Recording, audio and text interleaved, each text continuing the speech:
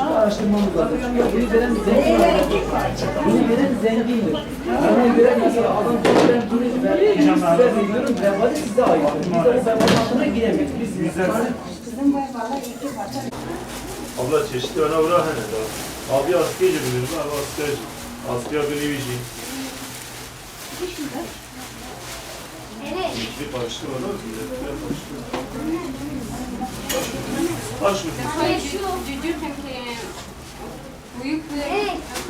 Şimdi Allah'ın en çok cömert davrandığı rahmet, bereket ve mağfiret kaplarının açıldığı bu Ramazan ayında biz de Mustazaflar Cemiyeti Arus Şubesi Yardım Komisyonu olarak biz de aradaki köprü görevi yürütüyoruz ve bu fakirler, hayırseverlerin bize getirdiği işte yardımlarla biz de giyim yardımında bulunduk ve konferans alanımızda giyim sergisini açtık ve bu giyim sergisinde fakir ailelerimiz gelip bundan ihtiyaçlarını giderdiler. Yaklaşık bizim elimizde 300 aile yakın aile var ve 200 aileden fazlası bunu ihtiyaçlarını gidermişlerdir. Giyim yardımında daha işte peyder gelip alıyorlar.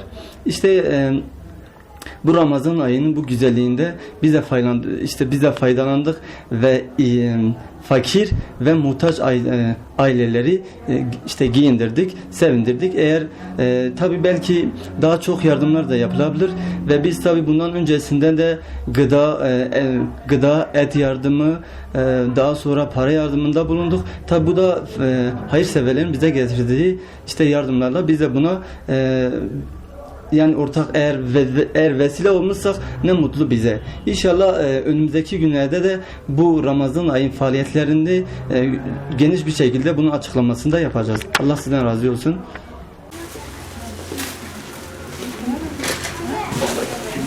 kimlik versene.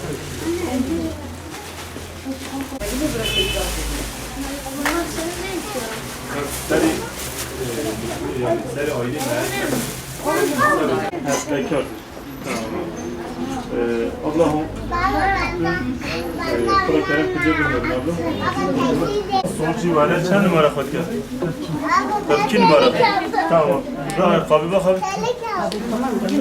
Abla bakalım. Kaç parça aldın? Şimdi nüfusa görebiliriz abla. İsim neydi? Bingöl oldu. Hangi mahallede abla? Gazi. Gazi.